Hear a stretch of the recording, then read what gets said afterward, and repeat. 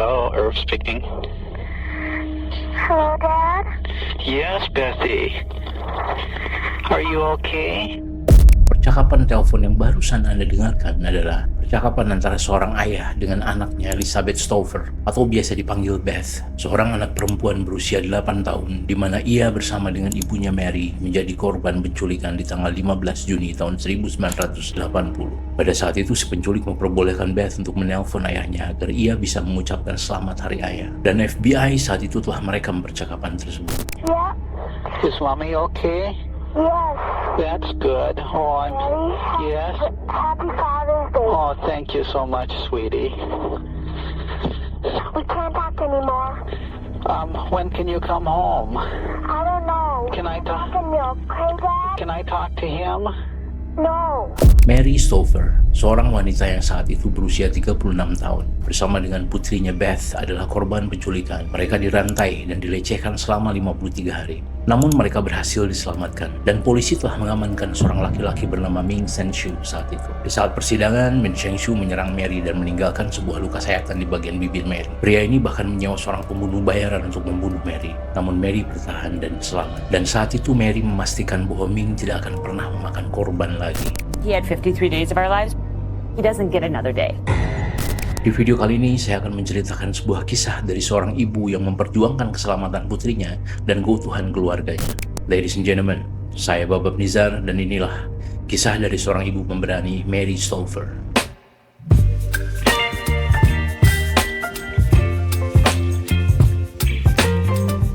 Di sebuah kota kecil di Roseville, Minnesota, Amerika Serikat, Mary tinggal bersama dengan suaminya Irv dan anak-anak mereka Steve dan si kecil Beth. Singkat cerita, di suatu hari mereka sedang bersiap-siap dan berkemas karena keluarga tersebut berencana untuk pindah dan tinggal di negara Filipina. Pada tanggal 16 Mei tahun 1980, Mary membawa putrinya berjalan-jalan dan memberinya tugas terakhir sebelum mereka pindah ke Filipina. When Beth got home from school, I said, "Come on, let's go and get your haircut so we look nice."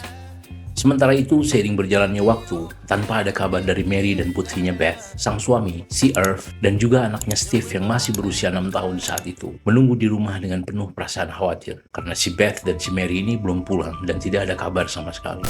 What's happening? Where are Mary and Beth? Why haven't they come home yet? Mom's not the kind to run away. Mom loves me. Mom loves Dad. Mom loves my sister. There hasn't been any arguments. Di hari yang sama, di sekitaran kota tersebut, pihak kepolisian disibukkan dengan kabar hilangnya seorang anak laki-laki bernama Jason. Namun mereka belum menyadari bahwa Mary dan putrinya Beth pun saat itu sudah menjadi korban penculikan. Little boy kidnapped. Jason playing in a park never came back. Terrifying story. Di saat menjelang malam, si Irv akhirnya memutuskan untuk menelpon polisi. Dan di saat itulah, si Irv ini mengetahui tentang seorang anak yang telah diculik oleh seorang laki-laki dengan ciri-ciri berambut gelap. Si Irv saat itu semakin merasa khawatir akan hal buruk yang mungkin menimpa istri dan putrinya. A man on FBI's most wanted list. This remains an extremely active scene. Pencarian orang hilang pun keesokan harinya dilakukan dan menjadi ramai diberitakan di TV nasional.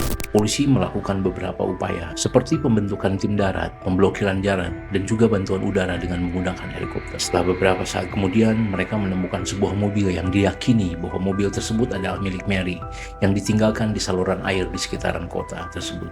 Namun di situ tidak ditemukan jejak Mary dan juga putrinya. Si Irv merasa panik dan seiring berjalannya waktu, harapan untuk dapat melihat istri dan putrinya dalam kondisi hidup pun semakin menipis. Dan pada tanggal 15 Juni tahun 1980, yang bertepatan di hari ayah, Irv yang saat itu berada di rumahnya bersama putranya Steve, sembari menunggu kabar dari istri dan putrinya yang sudah diculik selama 30 hari. Saat itulah telepon di rumahnya tiba-tiba berdering. Hello, Irv speaking. Hello, Dad? Yes, Bethy. Are you okay? Yeah? Is Mommy okay? Yes. That's good. Oh, Daddy? yes. Happy Father's Day. Oh, thank you so much, sweetie. We're fine, Dad. Oh, I'm so glad. We can't talk anymore. When can you come home? I don't know. Can I talk? Talk to me, okay, Dad? Can I talk to him? No.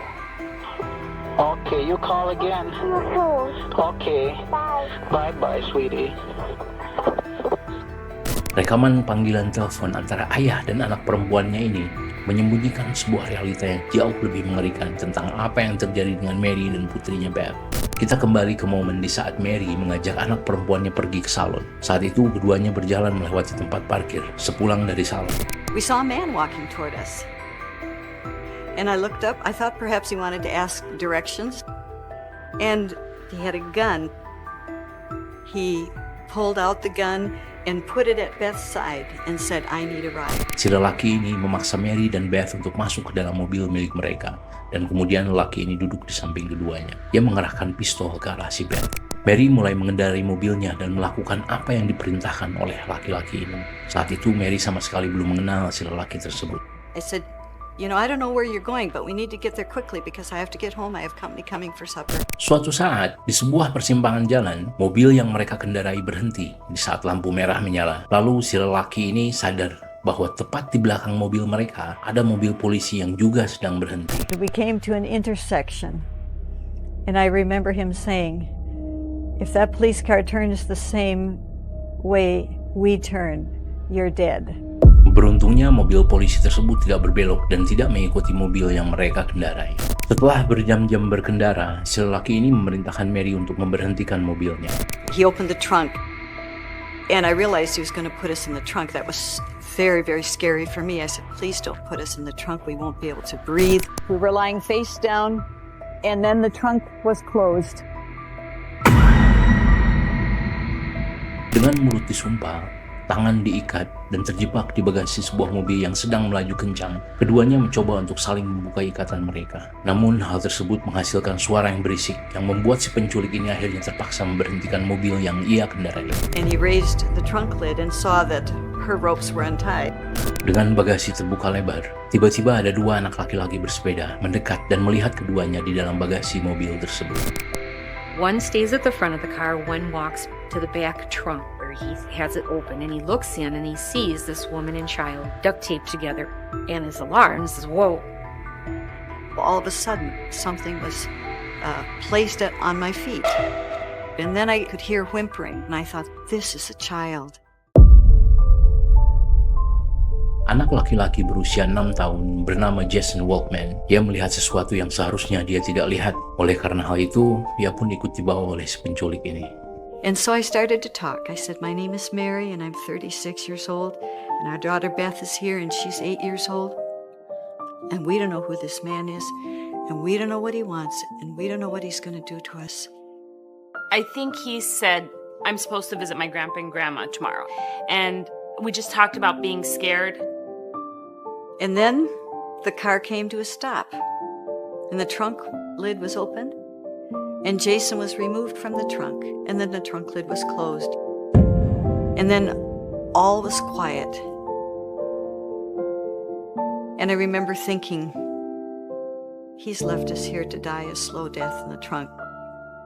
Kemudian tak lama setelah itu, si penculik ini kembali ke mobil dan membuka bagasi. Dia memindahkan Mary dan Beth ke sebuah mobil van. Namun Mary dan Beth tidak melihat Jason di sana. Kemudian si Mary ini bertanya tentang apa yang terjadi dengan si bocah kecil tadi. Si penculik ini kemudian menjawab, ia meninggalkannya di suatu tempat agar si bocah tersebut bisa dengan mudah ditemukan oleh polisi. Namun faktanya adalah si penculik ini telah berbohong kepada si Mary. Membutuhkan waktu selama berbulan-bulan bagi polisi untuk mengetahui bahwa si Jason ini sebenarnya telah dibunuh. Namun si Mary bukanlah seorang ibu yang bodoh. Dia tahu bahwa ia tidak bisa mempercayai apapun yang dikatakan oleh si penculik ini. Dan Mary merasa takut dengan apa yang mungkin dia lakukan kepada dia dan juga putrinya. We didn't know from minute to minute whether we would be alive the next minute. Kemudian, Mary dan Beth dibawa ke sebuah rumah dan dipaksa untuk masuk ke dalam sebuah lemari kamar tidur yang kecil sekali. Lemari kecil yang telah diubah menjadi sebuah kandang atau penjara. There was a light bulb with a pull chain. There was a scatter rug on the floor and 2 small throw pillows. They took a screwdriver and removed the doorknob from the inside of the door, and we were locked into that closet. Our hands were still tied. We could not reach up and turn on the light. And so the only thing we could do is lie down on that floor. We just had to try to get some rest because we didn't know what the next day would bring. She knows right away this was not a random occurrence, that that this was planned, and their terror, of course, escalated at that point. Di minggu pertama di penyekapan ibu dan anak ini, Mary dibawa ke ruang tengah di rumah tersebut. Kemudian si penculik itu mengikat Mary ke sebuah sofa. Si penculik ini membuka kain yang menutup mata si Mary. Kemudian si Mary melihat tepat di depannya terdapat sebuah kamera yang sedang merekamnya. Dan ia mulai menyadari tentang apa yang terjadi sebenarnya. Si penculik ini bercerita. He had actually been up in the woods behind our house, probably using binoculars. He knew that Beth had a little makeup Barbie that was on the dresser top of her room. He knew our son Steve. He knew that my parents had been to visit. He had followed me down the highway one time. In fact, he even knew where the spare key to our apartment was. Laki-laki ini, si penculik ini, terobsesi dengan kehidupan Mary dan ia telah menguntitnya selama 10 tahun. Dan di saat keluarga Mary berencana untuk pindah ke Filipina, si lelaki ini dengan segera menculik keduanya agar tidak pergi meninggalkannya. This was his moment of triumph. He had found the person he wanted all these years, and he had her in his control, and he believed that it was simply a matter of time that if she were with him long enough, she would come to love him. Kita akan mundur jauh ke 15 tahun sebelumnya. Mary dulu adalah seorang guru SMA dan di ruang kelasnya ada seorang murid bernama Ming Senshu. Ming adalah seorang murid yang terobsesi dengan Mary. Ming yang saat itu berusia 15 tahun dilaporkan bahwa ia pernah melakukan kekerasan terhadap adik-adiknya dan ibunya pun sangat takut kepadanya. Si Ming ini sangat agresif. Informasi tersebut menunjukkan bahwa ini adalah kabar buruk bagi si Mary, seorang guru yang diincar oleh seorang mantan murid yang psikopat. Dan pada akhir tahun, dia marah karena nilai yang dia dapatkan dari ibu guru Mary ini merusak nilai sempurna milik si Ming. He said, "Do you remember what grade you gave me?" And I said, "Well, no, I don't, but it must have been an F for you to do this to me." Nilainya saat itu adalah B-. Ming merasa kesal dan Ming merasa nilai tersebut tidak cukup bagus untuknya. Sejak saat itu, obsesinya si Ming ini semakin kuat. Dia membenci Mary dan dia ingin Mary mencintainya dengan cara apapun. I'm not saying it's right. I know it's not right. But that's the way I've chosen it. I know what knows. It's an evil thing. I could tell she was upset when she would come back and see me in the closet, but I didn't know why. Saat Ming berdiskusi dan menjelaskan siapa dirinya, video diskusi mereka berlangsung selama berjam-jam. Beberapa taktik aneh yang digunakan Ming untuk membujuk Mary agar jatuh cinta kepadanya. Namun hal tersebut sama sekali tidak berhasil. Ming memberikan peringatan tegas terhadap keduanya. Jika mereka melakukan hal bodoh, Ming mengancam bahwa ia tidak akan ragu-ragu membunuh mereka berdua. He hammered it into us. If I ran away, he'd kill her.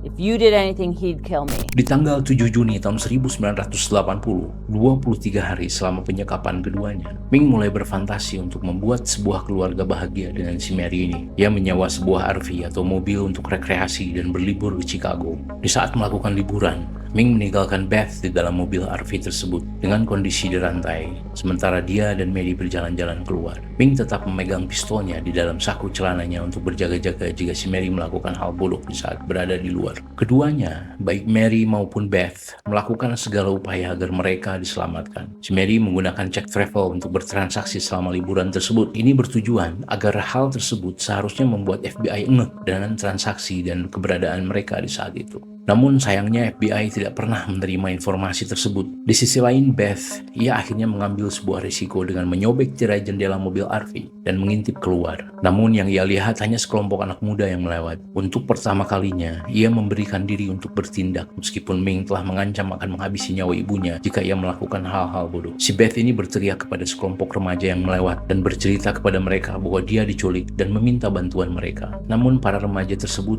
hanya tertawa dan menyuruhnya untuk berhenti mengarang cerita dan mereka meninggalkan Beth begitu saja. Di tanggal 4 Juli tahun 1980, Ming membawa mereka untuk pergi melihat pertunjukan kembang api sebelum Sebelum pergi dan keluar dari mobil, Ming kembali mengancam mereka seperti yang ia lakukan sebelumnya. Ia akan menghabisi nyawa mereka dan siapapun yang mendekat atau berbincang dengan keduanya. Setelah melihat pertunjukan kembang api, di saat dalam perjalanan pulang, Mary melihat ada mobil polisi yang melintas dan berhenti di lampu merah. Namun si Mary ini tidak berani berbuat apa-apa. Mary tidak mau mengambil risiko karena si Ming ini selalu memegang pistolnya dan dia selalu duduk di samping Beth sambil mengarahkan pistolnya ke Beth. Tapi di saat itu si Mary melihat dan mengingat nomor telepon yang tertera di bagian belakang mobil polisi tersebut. Ketika mereka tiba di rumah di malam itu, ia juga meminta Beth untuk mengingat nomor telepon tersebut agar keduanya bisa mengingatnya. Pada tanggal 6 Juli tahun 1980, setelah 5 hari mereka disekap, di suatu malam, Ming meminta mereka untuk duduk mengelilingi sebuah meja makan yang bundar dan mengajak mereka untuk memainkan sebuah permainan keluarga. Dan di saat itulah Ming memberitahukan kabar yang sangat mengejutkan. Si Ming ini berencana untuk membawa Mary dan Beth ke sebuah tempat yang jauh sekali. Mary merasakan sebuah semangat dari Ming di saat ia mengabarkan hal tersebut. Dan di sisi lain, Mary merasa putus asa. Ia merasa yakin bahwa Ming tidak akan melepaskan Beth dan dirinya begitu saja.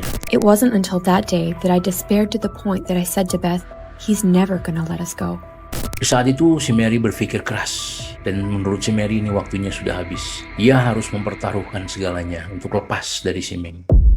Sampai pada akhirnya di tanggal 7 Juli tahun 1980, di saat Ming sedang keluar rumah, Mary dan Beth dirantai dan diikat ke sebuah pintu di balik lemari yang telah diubah menjadi sebuah kandang tersebut. Mary menatap engsel pintu lemari tersebut dan ia berpikir keras. Ia sadar bahwa tidak lama lagi si Ming akan kembali ke rumah itu. Dia tidak memiliki peralatan khusus, hanya mengandalkan kukunya untuk mencongkel engsel dari pintu tersebut. Ia meyakini bahwa engsel pintu tersebut mudah untuk dicongkel dan ia harus mencobanya. So I went over to the door, I held the door with one hand, and I pulled the hinge pin with the other. It came out just like it was greased. The door separated. It was clear that our cable was going to come through. Beth, she panicked right away. She started pulling on my clothes. She said, "Mama, don't do it. Mama, you know what he said? If he finds us escaping, he's going to kill us. You know." I mean, she was really panicked. I slapped her cheek. I sat her down in the chair and I said, "Listen, Beth, if God has given us this way of escape, we have to take it. Sure, it's dangerous. If Ming comes home and finds us escaping, he's going to kill us. We know that. But if this is God's way, he's going to take care of us. But I can't fight against you. We have to work together in this. We're chained together and we have to work together." Akhirnya si Beth ini mengerti dan mengikuti instruksi ibunya. Mereka berlari menuju dapur rumah tersebut dan si Mary menemukan sebuah telepon rumah dan ia pun mulai menghubungi nomor yang telah mereka hafalkan sejak 3 hari sebelumnya. Beberapa saat kemudian, seorang operator polisi merespon panggilan tersebut dan Mary berkata, "This is Mary Stopper. I think you're looking for me and my daughter Beth. Please hurry. We're being held in a house. He has loaded guns here. He'll kill us and anyone who tries to come in here. Don't try to come in if he's here." Kemudian si petugas operator itu memberikan instruksi kepada si Mary untuk tetap tinggal di dalam rumah dan menjauh dari jendela rumah tersebut. Mary mengakhiri panggilannya. Namun kemudian, sambil merasa takut, si Beth ini menyarankan kepada ibunya untuk keluar dari rumah dan bersembunyi di balik semak-semak sambil menunggu polisi tiba. Akhirnya si Mary setuju dengan pendapat putrinya. Ia tidak mengikuti arahan si operator dan mereka keluar lewat pintu belakang rumah dalam kondisi badan mereka masih diikat rantai. Mereka jongkok dan bersembunyi di balik mobil yang terparkir di sana. Jadi ada mobil di sana dan mereka sembunyi di balik mobil tersebut. Tanpa mereka sadari, di saat itu polisi sudah mengelilingi dan mengamankan rumah tersebut. Para polisi sudah bersiap-siap untuk mendobrak rumah itu. Dan di saat itu juga, salah satu dari anggota polisi melihat ada kendaraan yang terparkir di luar. Dan si polisi tersebut berpikir, ada kemungkinan si Ming ini sudah pulang ke rumah itu sebelum polisi berhasil tiba di sana. Lalu beberapa polisi ini mendekati mobil yang terparkir di situ. Mereka akhirnya menemukan Mary dan putrinya Beth. The day we escaped, the air smelled sweet, like I remember the feeling of the sun. There's nothing like just feeling the freedom. When we were taken to the sheriff's office and I first saw my husband Irv and our son Steve, it was just so marvelous to hug each other. Dan di hari yang sama, tak lama kemudian setelah si polisi ini menemukan Mary dan Beth, polisi pun berhasil menangkap si Ming. Namun perasaan lega itu diiringi dengan kabar yang sangat tragis. Di saat polisi mengantar Mary dan putrinya ke kantor polisi terdekat, Mary dan Beth bertanya apakah mereka menemukan bocah bernama Jason di rumah tersebut. Ini mengkonfirmasi apa yang Mary takutkan selama ini. Jason telah meninggal meninggal, namun saat itu polisi belum menemukan jasadnya. Singkat cerita, setelah beberapa hari kemudian, Mary dan Beth dipanggil untuk bersaksi melawan Ming di pengadilan. Tak jarang para penculik dan penjahat mengakui atau berpura-pura menyesali perbuatan mereka setelah mereka tertangkap. Namun berbeda dengan Ming Sanchiu. He said, even if I get put in prison for a very long time, when I get out, I'll go after you, and if you're dead, I'll go after your kids. Dari balik jeruji besi, Ming menyewa salah satu narapidana dan menjanjikan sejumlah uang sebesar 50.000 US dollar jika dia mampu membunuh Mary dan Beth sebelum persidangan dimulai. Namun si narapidana tersebut langsung menghadap FBI dan menceritakan semua rencana si Ming ini. Ming ini sangat murka. Saat itu ia dipenuhi dengan kemarahan dan ia meyakini bahwa ia akan bertemu dengan si Mary untuk terakhir kalinya di saat persidangan mendatang. In 1980 and 1981, there were 2 trials. One was for the kidnapping of Beth and me, and the other was for the murder of Jason Wolfman. Our abductor jumped up from his place at the defense table. He grabbed me by the neck and held a knife in front of me and said, "Get back or I'll kill her." I was cut on my face. Yes, Bethy. We can't talk anymore. Di tanggal 16 Mei tahun 1980, Ming salah memilih target dan Mary memastikan agar Ming tidak bisa bebas dari kejahatannya. Our abductor was found guilty. The judge gave him a life sentence. Parole was denied. We were very satisfied that he would remain incarcerated. Meskipun Ming telah melakukan hal keji terhadap Mary dan Beth, Mary berhasil bertahan untuk melindungi putrinya dan kembali kehidupan normalnya. Beth saat ini sudah menikah dan sudah mempunyai anak dari pernikahan tersebut. Dan untuk Mary, pada akhirnya ia bersama dengan keluarganya berhasil pindah ke Filipina. Dan Mary saat ini sudah menjadi seorang nenek buyut. No matter what has happened, no matter what anybody has done to you, that isn't the thing that defines you. There is healing, there is love, and you can even leave the resentment behind and just go on with your life. Sudah sekitar 40 tahun sejak mereka berhasil melarikan diri dari penculikan tersebut, dan bahkan setelah sekian lama sampai saat ini, mereka masih membagikan kisah mereka dengan harapan dapat membantu orang lain mengatasi trauma mereka sendiri. Mary dan Beth adalah sebuah bukti nyata bahwa setelah mereka melalui sebuah tragedi, tidak peduli betapa kelamnya keadaan yang harus mereka lewati, mereka meyakini bahwa masih ada kehidupan yang layak untuk mereka perjuangkan. Seiring berjalannya waktu, bekas luka yang ia dapatkan dari penculikan ini membuat Mary semakin kuat dan tangguh. Seperti yang saya selalu bilang kepada anak-anak saya, what doesn't kill you will make you stronger. Saya Babab Nizar, terima kasih sudah menonton.